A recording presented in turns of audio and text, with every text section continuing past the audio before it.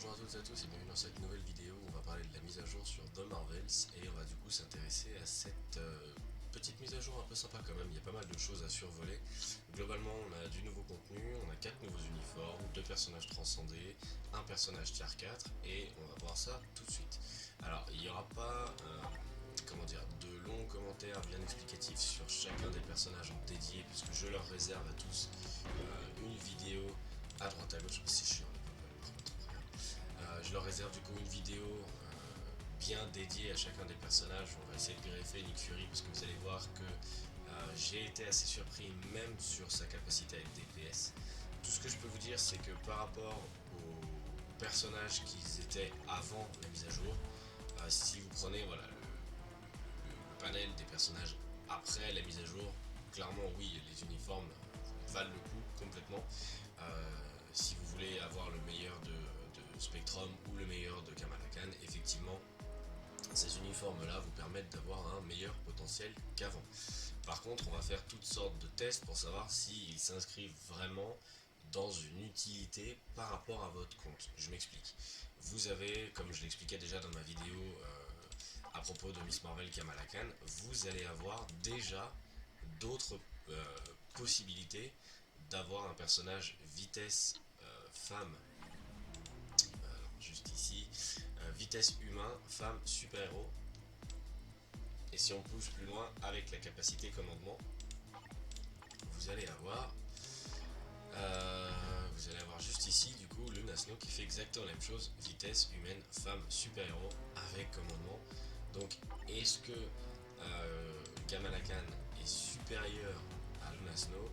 On verra ça dans la vidéo qui sera dédiée à Kamala Khan, mais globalement ce que je peux vous dire c'est que si vous vous intéressez pas simplement à, à l'intérêt des personnages dans votre compte, mais vous essayez simplement d'avoir le meilleur du personnage, effectivement ces uniformes sont vraiment chauds. J'ai refait les runs de Mephisto en off, du coup je filmerai ça juste après pour vérifier s'il y avait une réelle différence, et oui, il y a une réelle différence. Mais du coup, on va pas s'attarder au boss du monde tout de suite. On va du coup commencer tout de suite en parlant du combat légendaire. Donc effectivement j'ai pris le pack avec les cristaux là, le mode extrême, parce que je voulais poser 5 minutes la mise à jour en disant que on a souvent tendance à critiquer, que ce soit sur les réseaux, sur les forums, etc., en disant que globalement c'est de la merde. Là pour une fois, j'avoue, même si les personnages ne m'intéressent pas, j'avoue ne pas pouvoir critiquer et au contraire féliciter un peu les développeurs dans le sens où on a quand même des persos qui sont plus que populaires. On a peut-être 2 personnages qui sont en retrait dans la mise à jour sur les 4. Je parle pas de Korat et Minerva, évidemment, eux font pour moi pas partie de la mise à jour. Mais globalement, du coup, on a des personnages qui sont intéressants, on a des uniformes qui relèvent le niveau, on a le meilleur support du jeu qui vient d'arriver dans le jeu, on a un tier 4 qui s'annonce vraiment prometteur, et on se plaint tout le temps de ne pas avoir de bonnes récompenses avec les nouveaux modes de jeu. Quand on clique là-dessus, on a non seulement des bonnes récompenses, mais en plus de ça, on a les moyens d'obtenir ces récompenses de façon facile. C'est-à-dire que lorsque vous allez regarder, du coup pas sur le mode normal, mais sur le mode extrême, lorsque vous allez commencer à regarder les récompenses et que vous allez commencer à regarder la mission qui est attachée, typiquement là, le plus intéressant, on va dire que c'est l'artefact de Spectrum, et quand vous allez regarder qu'est-ce qu'il faut faire pour avoir cet artefact, il faut avoir Spectrum au potentiel transcendé. Ça va, c'est plus facile que d'avoir l'uniforme mythique, puisque l'uniforme mythique, ça va vous demander un méga ticket de progression d'uniforme ou des biométries, donc il va falloir passer par la case portefeuille. Donc ils auraient pu être salauds et mettre l'artefact ici, ils nous ont donné l'artefact en fait, presque. C'est-à-dire que là, vous pouvez, étant donné qu'on vous donne le personnage lorsque vous allez ouvrir le combat légendaire, après c'est assez simple, on va dire, de l'avoir au potentiel transcendé, avec tous les méga tickets de tier 2 qui arrivent de temps en temps dans le jeu. C'est plus facile d'obtenir cette récompense que celle-ci, clairement. En tout cas, c'est moins cher.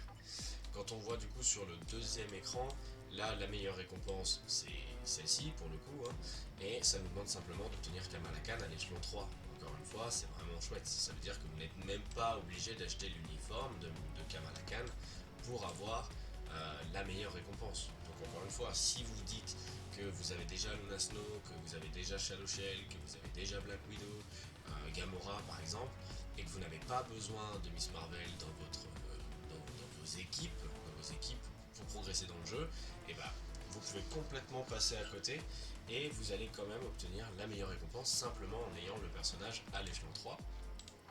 Et du coup on continue et on termine sur Captain Marvel. Encore une fois, vous n'avez pas besoin d'acheter l'uniforme, c'est-à-dire que vous allez faire le combat légendaire en mode ultime pour ces persos là, vous n'avez pas besoin d'acheter l'uniforme. Là on vous demande d'obtenir Captain Marvel à l'échelon 3 pour un CTP de rage. Un personnage qui est gratuit, qui est dans le jeu depuis giga longtemps, qui est très populaire. On vous demande simplement de l'avoir échelon 3 pour avoir un CTP de rage. Donc concrètement, le CTP de rage vous coûte 2000 cristaux. Je rappelle qu'un CTP, normalement dans Marvel Future Fight, on est plutôt aux alentours des 6500 cristaux. On verra avec le Black Friday comment est-ce qu'ils organisent ça, s'ils décident de changer un peu les prix. Mais globalement, on est à 6500 cristaux. Donc là, on a un CTP qui est genre moins de 3 fois moins cher. Moi, ça commence à me plaire, quoi. Donc, effectivement, voilà, on a souvent tendance à gueuler sur les réseaux ou sur les forums en disant ah les récompenses, machin, ok. En fait, le fait de ne pas avoir les uniformes des différents personnages là vont plus vous embêter en mode normal du combat légendaire que en mode extrême. En mode extrême, on va simplement vous demander d'avoir le personnage au meilleur rang, point barre. Donc moi là je voulais vraiment m'attarder dessus parce qu'effectivement je trouve que c'est joliment joué. Quand on compare avec l'autre, là, je me souviens plus, Cassie Lang à échelon 2, ça pue, voilà, c'est moche, les récompenses là sont mauvaises. Là, pareil, potentiel transcendé, mais c'est pour la guêpe et c'est un artefact qui globalement sert à rien. Modok à l'échelon 3 pour une icône, ok. Et ensuite, voilà, et ensuite vous voyez, c'est deux uniformes mythiques. Là, il faut avoir Ant-Man, enfin la guêpe mythique, et il faut avoir Ant-Man mythique pour avoir le CTP et le ticket de second potentiel. Les récompenses sont moins bien, donc à mon sens c'était important de mettre l'accent dessus. Donc on va se lancer directement sur la première mission. J'ai pas du tout regardé ce qu'il fallait faire sans te faire attaquer. Ok, 433, on s'en fout. On va faire ça n'importe comment, on va probablement mourir. Mais du coup on va se lancer là-dedans directement parce que les récompenses effectivement sont pas mal. Alors, la station Saber. Il me semble que le tier 3 de Nick Fury du coup c'est Saber aussi je crois, son tier 3. Donc il y a peut-être un truc en commun. J'ai pas vu le film encore et je pense que je vais pas aller le voir au ciné. Parce que j'avoue qu'il m'intéresse pas des masses. Ça y est, ça commence. Alors petit spoil effectivement pour ceux qui n'ont pas vu les bandes annonces et qui n'ont pas envie de voir les bandes annonces avant de voir le film. Alors, qu'est-ce que tu fais ici? Kitty Draconic. On se bagarre contre une furie. Et c'est pareil, j'attire à votre attention le fait que du coup là si elles ont changé de place, ça veut dire que Kamala Khan était dans l'espace et elle a pas de combinaison, elle a rien du tout. Pourquoi pas hein. C'est ok.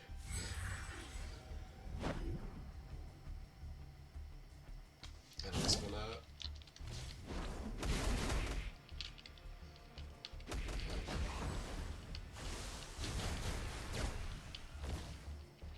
Par contre on est très très proche de l'action aussi.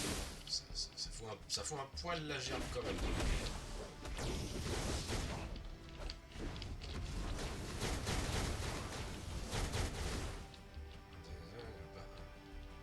Barrage de perturbation énergétique.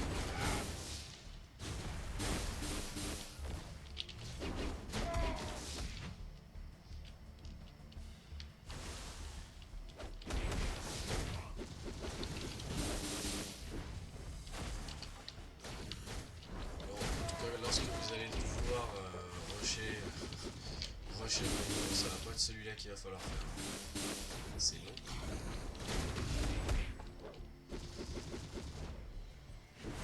Et elle se bloque dans ses animations comme Thor, c'est incroyable, c'est génial. c'est fait. Et voilà, juste pour la réussite du niveau, on a le fameux artefact 4 étoiles. Je pense que j'ai pas réussi toutes les missions, mais j'en ai un peu rien à carrer, je les ai pas vraiment regardées. Qu'est-ce que ça dit? Qu'est-ce qui nous manque? Obtient l'amélioration de type de niveau 6. Putain. Et l'uniforme mythique. Voilà. Donc effectivement, c'est deux missions que pour le moment je compte pas réussir parce que juste du coup pour vous montrer, voilà, ma Monica Rambeau, elle en est là. Son type, il est au rang 4 et c'est déjà très bien. Et son uniforme, pour le moment, il est en mode normal. Et on fera juste les comparaisons contre Mephisto avec mode normal par rapport à sans son uniforme. Donc globalement, elle est même pas au maximum de son potentiel puisqu'elle a plus 15%, c'est tout. Et elle n'a pas toutes les options d'uniforme. Alors pour les options d'uniforme, elles sont globalement en dents de scie, on va dire. Il y en a certaines qui sont ok, il y en a certaines qui sont vraiment catastrophiques. Ça fait globalement chier pour des personnages comme ça. Mais bon, c'est valable pour tous les persos de la mise à jour, donc à la limite, pourquoi pas. Ensuite, du coup, avec la mise à jour, il y a un nouveau niveau de survie temporelle qui a été lancé. Alors, je pense que je vais pas pouvoir vous remettre la cinématique par contre, c'est vrai que j'y avais pas pensé, je l'ai lancé trop tôt. Globalement, on va suivre donc Anti-Man, Thanos et Blue Marvel qui sont en train de discuter. Thanos qui est en train de jouer avec l'esprit de Anti-Man, donc il y a fort à parier que Anti-Man soit le méchant principal de cette grande carte. Encore une fois, il y aura, je pense, une vidéo guide sur la survie temporelle, ce qu'il faut faire, ne pas faire, comment est-ce qu'on obtient des points, est-ce que le pack de mission vaut vraiment le coup. Vous avez un pack, juste ici du coup je pense que ça doit être ça, voilà. Vous avez un pack pour 2500 cristaux de plus, on expliquera tout ça dans la vidéo, mais globalement la survie temporelle, faut le faire, les récompenses sont vraiment bonnes et ça vous permet d'avoir un artefact minimum 3 étoiles, je crois que ça monte jusqu'à 5, c'est minimum 3 étoiles garanties, ouais, ça monte à 4.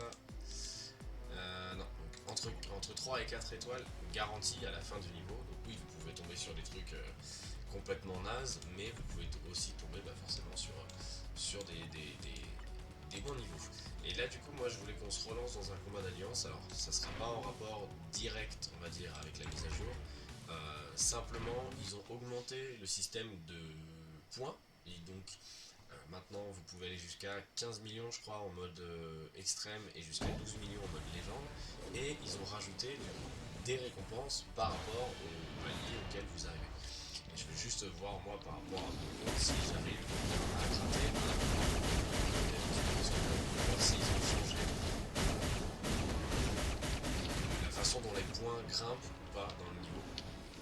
C'est quelque chose qui m'intéresse. Vous avez également rencontré qui vient d'arriver dans le jeu. Ça fait 3 trucs.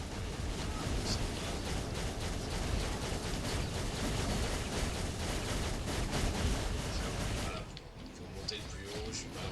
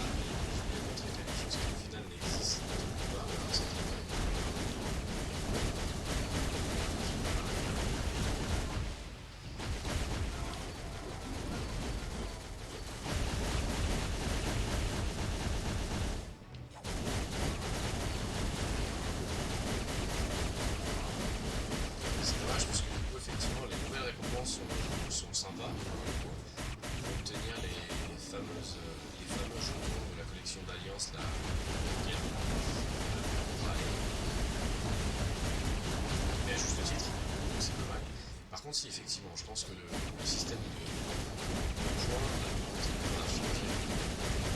Parce que je crois pas faire 10 millions sur un jeu classique avec des comme ça. Ils ont peut-être rendu les récompenses de fin de niveau un poil plus accessible à tout le monde, on va dire. C'est pas mal. 10 millions, on arrive à un autre seuil de récompense. Est-ce qu'on arrive à accrocher? Ça, c'est une autre question. Sachant qu'on n'a pas du tout fait le meilleur run de la planète, hein. Vraiment pour faire on va réussir à accrocher. Ok, bon bah au moins ça nous laisse une base de comparaison si jamais ça se refait dans les jours qui viennent. Par contre, effectivement, normalement, il était censé y avoir des nouvelles récompenses. Alors ça m'étonne. Parce que du coup, le mode entraînement, lui, il est là, il est dispo, il n'y a pas de souci. Vous pouvez vous entraîner pour les autres jours. Ça, c'est incroyable. Vous pouvez faire des équipes d'entraînement pour les jours d'après. Du coup, la liste... pour l'instant, la liste des récompenses, elle est encore bloquée à 6 millions ici. Donc ça, c'est vraiment bizarre, par contre. Ça, c'est vraiment bizarre. Ah, on est sur le... Ah non, je sais pas. Ah ah, donc ça, c'est un peu décevant. Bon, il y aura peut-être un peu de délai avant qu'effectivement les récompenses se mettent dans le jeu. C'est dommage parce que du coup, je voulais vous montrer, globalement, voilà, c'est les jetons de la collection d'Alliance. Qu'est-ce qu'elle raconte cette grosse faction? Ok. Ah, j'ai le droit au tuto? D'accord. Je l'ai fini celle-là, tu sais. Ok. Waouh, merci. Voilà. Ça, je l'ai ici. Donc globalement, les jetons d'Alliance, c'est cela. Donc là, c'est les jetons pour les Midnight Suns. Là, Sinister Six. Et juste à côté, du coup, vous allez avoir la dernière, la X-Force. Donc globalement, en fait, moi, ce que j'aurais voulu savoir, parce que c'était pas très clair dans le patch note, c'était simplement de savoir si on avait un coffre avec les jetons qui lâchait aléatoirement les jetons pour telle ou telle mission, ou si on choisissait les jetons. Auquel cas, comme vous avez pu le constater sur la collection d'Alliance, la Midnight Sun je suis à 10 sur 10, et les deux autres je les ai délaissés parce que les uniformes euh, je les ai pas et ça m'a pas intéressé plus que ça. Et puis franchement, investir dans des personnages comme X23, Angel, ou Diablo, ou Warpath, ou Bishop, franchement ça me fait chier. Donc on va pas le faire. Enfin, je vais pas le faire en tout cas. Donc voilà, effectivement pour la collection d'Alliance c'était quelque chose que je voulais vous montrer, mais visiblement ça n'est pas encore dans le jeu. À revoir du coup si ça se fait un peu plus tard. Ce qui nous laisse du coup avec le plus intéressant de la mise à jour, effectivement les trois personnages principaux on va dire, donc Nick Fury, Captain Marvel et Miss Marvel, parce que effectivement Spectrum, étant donné que c'est un personnage full premium, alors Nick Fury aussi c'est un personnage full premium, on est bien d'accord, seulement Nick Fury c'est le meilleur support du jeu, donc je pense que Nick Fury a une fanbase qui est quand même un peu plus importante que simplement Monica Rambeau qui apparaît dans la série WandaVision et le reste on s'en fout quoi. Donc, et dans ce film. Mais on verra, mais globalement il y aura un test pour chacun de ces personnages. Ce que je peux vous dire, ouais, si vous aviez le doute entre est-ce que je le prends, est-ce que je le prends pas, en tout cas, celui-là, oui, foncez, carrément. Déjà parce que elle a le potentiel tier 4, et donc ça, bah, forcément, ça rajoute encore une fois une plus-value au personnage qui est monstrueuse. Nick Fury, oui, si vous avez la possibilité de le prendre, oui, prenez-le. Moi, typiquement, il est normal et je pense pas qu'il finisse par être mythique parce que j'en ai pas grand-chose à faire. Et Kamala Khan, vous pouvez la prendre si vous êtes intéressé à avoir une meilleure Kamala Khan que celle-ci. Par contre, si vous êtes intéressé à avoir le meilleur personnage type vitesse, femme, humaine, super-héros, on verra ça dans la vidéo dédiée avec Kamala Khan, mais effectivement pour le moment je pense pas. J'ai fait les tests, elle est très forte, mais je pense pas qu'elle arrive à rivaliser avec un personnage comme Luna Snow ou Shadow Shell. Globalement voilà, j'espère que cette petite vidéo vous aura plu et on se retrouve très bientôt du coup pour les vidéos explicatives, les show-off de tous ces personnages, et je pense qu'on va effectivement du coup commencer par Kamala Khan, parce que c'est le personnage qui m'intrigue le plus. Voilà. Sur ce, je vous laisse, à bientôt dans de nouvelles aventures. Ciao.